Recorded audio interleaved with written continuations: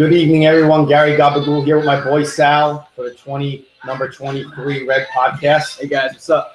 On this somber day, September 11th, which, if you lived here in the Northeast, and I guess across the whole country, but specifically people here in the New York, New Jersey, Connecticut area have been intrinsically affected by this day. And no, I want to ask you, Sal, at the time, September 11th, obviously was 16 years ago, you were a 13-year-old kid. Go through that day for you, because it's always interesting for me. I had this question I asked, and I basically have said, please stop. I have said, what does it feel like at 13 for you? I want to get your feedback. Just tell me about that day for you and what was going down. It was it was a surreal day, first of all. I remember being in algebra class. I remember walking from first period into second period. Second period was algebra class. And where were you physically? I was in Fort Myers. Okay. I was living in Florida at the time. Gotcha. I wasn't even up here. I was like, shit. I was only down there for a year. Okay. 2 years I was living in Florida at the time. So it's still all new to me and everything. But I mean, I had good friends at the time. I was pretty quick, kid to assimilate. But I remember being in algebra class, and I remember we had this teacher, Miss Johnson. I'll always remember her name, but she was like, if I had to, at the time, you don't know liberal, Republican when you're that young. Yeah, but if I had to, know now, she was, staunch Republican, probably. Cool. Okay. Yeah, she was crazy, this lady. She was awesome. Crazy in a good way. Yeah. But she started, she was no holds barred. We were actually, people at that time. We weren't children anymore. She started cursing. She's like, these motherfuckers. This is your teacher. Yeah, wow. She's like, they're fucking attacking us. This is unreal. Because I guess she was an older woman at that time. What would you say her age was? Ooh, she was in her mid-60s. Okay. So she was around. She probably might even been around the war, the old wars. Okay. She was going off. She's like, I forget. There was always weird kids in Florida. They're like, "Are we learning today?" We're not fucking learning today. So she was just going. Yeah, nuts. she was like, "This is a day we have to just remember forever." And she was going off. And then I remember I got to my next class, and the teacher tried to make us do work, and no one in the class. We were just all watching. She kind of set the tone. Yeah, we were all watching television at that point. And that was it. Then they let school out. Even in Florida, they let school out by 11. Okay. So you went home. We were home. And everybody was because it's interesting to me because I always think how people that were younger then how they were kind of assimilated to what went down. I know, and I think it had a lot to do where you are in the country, but also where who obviously this Miss Johnson, she had a deep inherent feeling of how terrible this was. Yeah, she knew. She knew off the bat what a crazy day this was. Because for me, it's interesting. I never oversleep, and I'm never late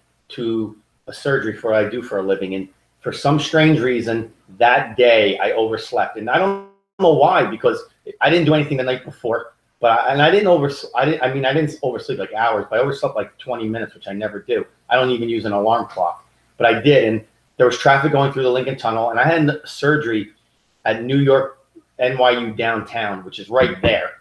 It's right there. And I remember I was on the West Side Highway, and I was on Canal Street, and I needed to make a U-turn because NYU's on the opposite side. And I remember I was listening to Stern like I did every morning. Back then, there was no radio except for AM, FM. He was king. And he was king of, he was a king of media at that time. I was listening to Stern, and I was sitting in traffic. And if you guys remember, it was just an incredibly beautiful day. There was not a cloud in the sky. It was gorgeous. Probably 75, crisp, no humidity. Both my windows were down. And I remember hearing this noise, and I looked up, but I was so close to the building that when I looked up, you could barely see the top unless you got out of your car. So I threw my car into park, and immediately I just knew something was very wrong. And I remember I went to the guy in front of me, and I'm like, "What do you hear?" And I think the first thing they said on Stern was a prop plane hit a building. A plane hit a building. And I said, and I remember, if you guys remember this, there was I think a New York Yankee pitcher who was a pilot, and he smashed a prop plane into the Upper East Side by accident. I don't know if he had a heart attack. Something happened to him. And the building didn't even go, apartment building didn't even go down. Yeah. So when I saw, and I remember saying to myself, prop plane, there was no way a prop plane hit the World Trade Center and did that much damage when this plane on the Upper East Side, I think it was in the 80s or 70s, hit a building and nothing happened to the building. I mean, the plane, everyone died on the plane. I think it was 2 or 3 people. He died, and the building was barely damaged. I think a couple, windows broke. So I knew something was wrong, and I knew this because I was working on the Upper East Side that day, and I remember actually seeing it, and I knew the damage was minimal compared to this. And I proceeded to make a U-turn. I parked my car illegally, and by the time I got out of the car and found a place to park, it was a parking lot, the West Side Highway, just happened to be that day. The second plane hit. By the time I got to the site, because I knew people needed help, buildings were collapsing, and I just didn't know what to do. So I went to the site, not knowing. It was after all the shit had already fallen, and I knew people needed help, and it was just mayhem. And it looked like something that went down. If you ever see, a visual of a storm on Mars, that's what it looked like. It was like reddish and dust storm. It was just a complete disaster. And there's not much you can do, but I thought I could help, but I really couldn't. There's not much of a person, and they really wouldn't let you get too close because there was tons of EMS and police and firemen, obviously. And I do remember hanging around a little bit, making sure people were okay. People were going into restaurants or, like bodegas and stores getting water and stuff because you need to clean your face. But I do remember that I needed to travel over to the east side where my buddy was living in Stuyvesant Town, which is on 20th and 1st. And that was the only way. It was either that, you couldn't get through the tunnel, you could try to get on a ferry, but it was too late. They're probably all booked. People were lined up. So I decided to go over to my buddy's house on Stuyvesant Town and just stay there for a couple of days until I could get back over. But my car was destroyed. It was a company car. I didn't pay for it. And but I do remember hearing people jumping out of the building and hitting. Some hit the ground, but some hit the overhang on the World Trade Center. And it sounded like a sound I've never heard before. It was so loud. And I used to work in that building, and I knew a lot of people that perished on that day. I used to work on the 69th floor, and I knew guys there who didn't make it out. And then obviously I knew a lot of police and firemen just from growing up with these people who lived in Jersey, or, I knew some guys in Brooklyn and things of that nature. But it had a profound effect because I remember when I finally did make it home, I was living at the time in a townhouse in Whippany. I remember going home, and I didn't leave my house. I don't think I left my house until Saturday night or Sunday. I didn't leave. I just was completely, it was a very difficult feeling to describe. Your complete soul was eviscerated. It felt like you were angry at first, you were sad momentarily afterwards, and then anger wasn't even a adjective I could describe. You were furious, hateful. And that's when I knew radical Islam was a devil's religion, and I knew that we were in for the fight of our lives from that point forth. And I knew that there was a lot of evil people and how easily they got onto our land and did what they did. Yeah, DACA. Yeah. I'm joking. No, I'm joking. And so that's something. And then the only other thing from September 11th of that time that affected me was interesting. It happened to be, I had a vacation booked the first week of October in the Bahamas. And when we were coming home, returning, we had to connect in Miami. It was a connecting flight. And we get off the plane, my buddies and I, and immediately it was surreal. These 4 women who were coming off a cruise boat ran up to us, and they came right up to us. It was strange. Like we got off our gate from the Bahamas. We came into Miami. We were gonna go drink some beers, and these 4 girls who were probably, at the time I was 35. It was 16 years ago. I was 35 years old. I was with my buddies who I used to work with, and we all were in pretty good physical shape. These girls came right up to us and they said, "You got to help us. We're scared to get on this flight. We think there's these terrorists involved." And at first I thought it was kind of just panic stricken. I thought people were just, nervous about what went down. Yeah. But they pointed out, and I got to tell you, these girls were on the money. And as we stood around looking, I'll never forget this I called him the cowboy. He was this huge Texan guy. He introduced himself. Probably was about 6'3", about 270, big dude, ex-military.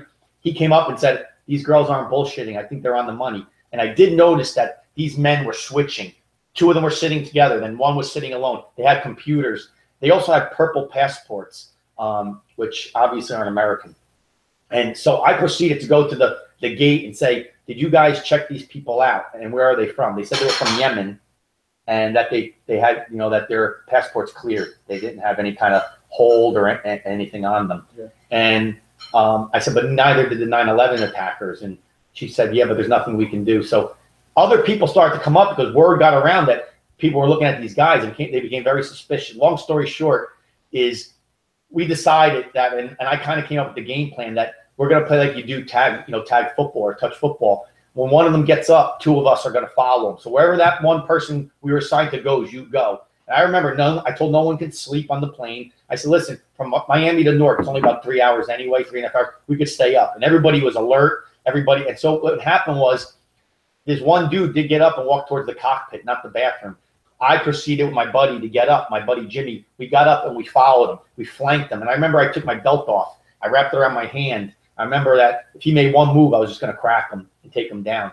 And that's how your nerves were kind of like on edge because it was that crazy of a time. And nothing obviously happened. And when we got off in Newark, these girls thanked us and we said, no problem. You know, this is, you know, the least we can do, because what went down in Flight 93, I kept thinking about those guys, you know, the We Roll guys, Let's Roll. So, and I think that dude was from New Jersey, if I'm not mistaken. Let's Roll.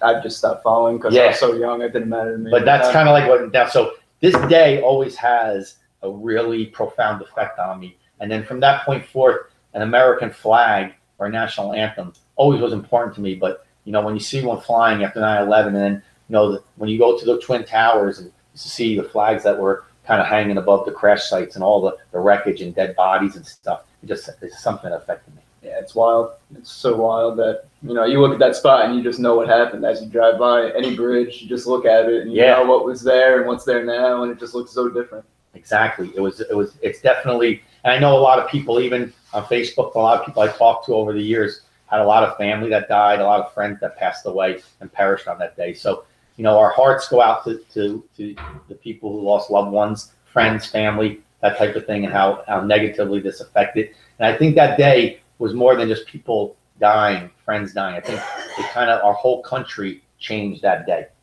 with security, radical Islam, and we knew there was a war. We knew where we've traveled to this day 16 years ago. And from that day forth, it's been nothing but a battle. There was no more pretending anymore. So exactly. And so I just wanted to give, you know, that tribute to 9/11. And, you know, I also want to say, you know, very importantly that, you know, last week, unfortunately, we were talking about, you know, the hurricane in Texas.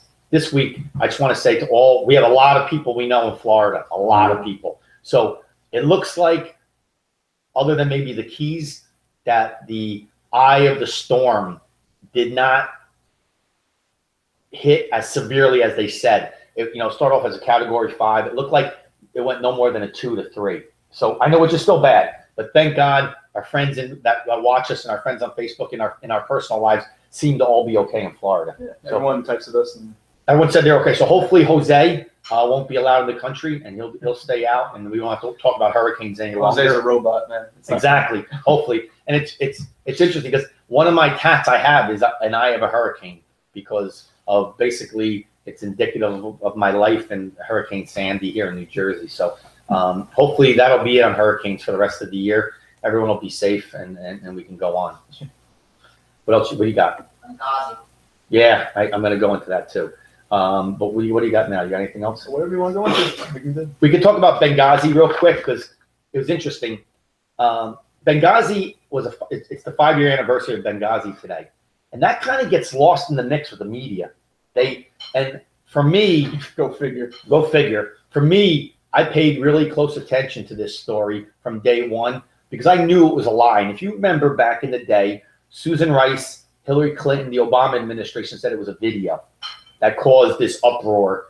And that was proven to be completely false. It was utterly fabricated. And it was our government, who were supposed to be transparent, at least that's what they ran on their platform, completely lying to our faces and trying to make Americans look like fools.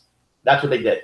Yeah, I feel like Benghazi would get more play if, like, I don't know if it was Fox News who killed it. It was just one of those things that they just didn't let it go. Yeah. And nothing ever came out of it. Right. So now you hear the word Benghazi and it's just like, it almost makes people want to throw up. It's just like, I don't know, do we have to talk about this again? Like, what? Oh, come on. Right. And they just, I feel like they dropped the ball when they were trying to like portray the message to us. And the media could just completely downplayed it and said it was no big deal. But if you know this story, people, and there's a movie called 13 Hours, which I highly recommend. I thought it was well written. I don't know if you saw it. Yeah, I thought it was great. I think they could have went. I think they could have went into a little more of the politics of it, which obviously Hollywood doesn't like to do. I think it was produced by Michael Bay, but he always seems to be more of a conservative guy, at least in Hollywood. Well, yeah, he tells everyone that he hates liberals. Exactly. That's why he doesn't. That's why all of his movies tank now. Yeah. So he's someone that I like his stuff. He has a kind of he kind of has a cutting edge. Transformers Blue, though, I don't have to say. Yeah. Well, Sorry about that. Yeah, that's fine. But basically, after all that was said and done, you had 4 men, the ambassador. And here's the thing, people: attacking an embassy of America or any country in a foreign land is like hands off in the past. That never would be done. That was a declaration of war. And this administration did nothing. Not only did they do nothing, they let it happen. They knew about it. It was proven in all the wiki emails they knew about it. Hillary Clinton knew about it. There were 600 calls that went unanswered, which is mind-boggling. They both said they were sleeping. There was rumors that came to be confirmed that Hillary said they didn't have the proper uniforms. They were told there was military help, special forces in Tripoli that were told to stand down. They couldn't go and rescue them. They said they would be court-martialed or brought to Leavenworth, arrested if they went to help. And I don't have proof of this, but I completely believe that what was supposed to happen was that Libyan militia of hundreds of men against these 6 guys were supposed to be totally killed, decimated. And that's why a plane was never sent to help these guys get home. They thought their story was going to stand. But what they didn't realize is you had these 3 gentlemen by the name of Mark Oz-Geist, Chris Tonto-Peranto, and John Tig Teagan, who literally fought hundreds of men and got these guys back to the Libyan airport. What they didn't realize was there was a man who was a former Gaddafi sympathizer, who was very wealthy, that also was a sympathizer to America, who let us use his plane to get these men home. And so that kind of blew up their whole modus operandus of having all these guys die, because not only did they save themselves, they saved 35 Americans who worked in that embassy, who were all supposed to be dead. Yeah, I don't get the whole point of Benghazi. I don't get why they didn't help them people or what the point was. I know that they supported Gaddafi and all that, but then like when Gaddafi went, they let him die really quick, and they just let it become a vacuum for ISIS. So I think it was politics. There must have been something going on, and if they did a proper investigation, I think they would have found. But they dropped the ball. The DOJ, they didn't do shit. They didn't do anything. So, with that being said, I just want to kind of give tribute, because those guys seem to get forgotten, and it was a complete heroic act on their part, and men died. Men died. You had Ambassador Stevens, Sean Smith, Tyrone Woods, and Glenn Doherty. 4 great Americans who gave their lives, and the way they gave their lives is Ambassador Stevens was dragged through the streets and raped and done all sorts of disgusting I'm glad shit. You even said today about Benghazi. I didn't know when Benghazi was. I had no idea. It was 5 years ago today. I had no idea. So, and that's a shame, because the media just lets it go. And I think you're correct, Sal. They kind of make it like, oh, talk about that because again, right? That's what they make it seem. Right, again. And I think Hillary Clinton even said like something ridiculous, like, we've talked about this enough. And I got to be honest with you. A part of the problem is Ambassador. They didn't talk about it at all. Right? Correct. But a part of the problem is Ambassador Stevens' family, his wife specifically, who's a liberal, said you can't blame Hillary Clinton for this. She's so brainwashed, her ideology wouldn't even allow her to blame. And that's, yes. And Sal's right. She probably was paid off.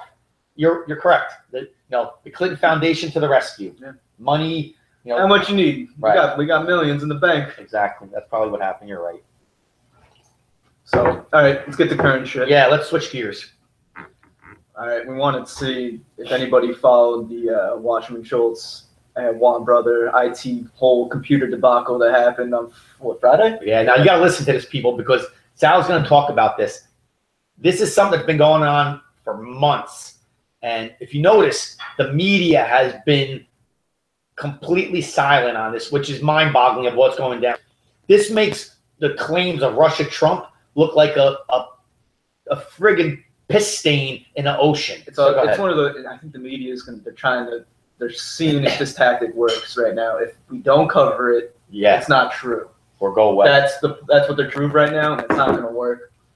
This guy, Iwan, I can never pronounce his name. Iwan. Yeah, whatever it is. That hacky. Yep. He let Debbie Wasserman Schultz's computer let me rephrase. He put Debbie Wasserman Schultz's computer in a phone booth that hasn't been used in 30 years in some federal building. Correct. I wish I remember the building. For special investigators to find because he knew what was on that server and what was on that computer. Yep. All the horrible things that the DNC's correct doing. And we were on this guy from the beginning, and we, way back when we got tipped off to him that, he was trying to flee the country, he was trying to do all this money, and he was actually trying to set up DNC and Debbie Wasserman Schultz and trying to get he got killed, maybe. But now he got indicted. His wife got brought back from Pakistan, so we're about to find out we're going to find out some real news soon. But I completely think this man and his two brothers and him will be dead men. They're not. I mean, if they were out of protective custody, they're going to be dead, without a doubt. We know this. So they probably, hopefully, the FBI, the DOJ, does not botch this whole thing. I pray. I mean, it's going to come down to money, but how much money does the foundations have left? Do they still have that kind of capital? I do know they haven't been able to raise anything. Well, they lost. You're not going to, when you lose, people don't give you money. Yep. And that's not the way it works. So it will be interesting. If you had to make a prediction, I'm going to tell you something right now.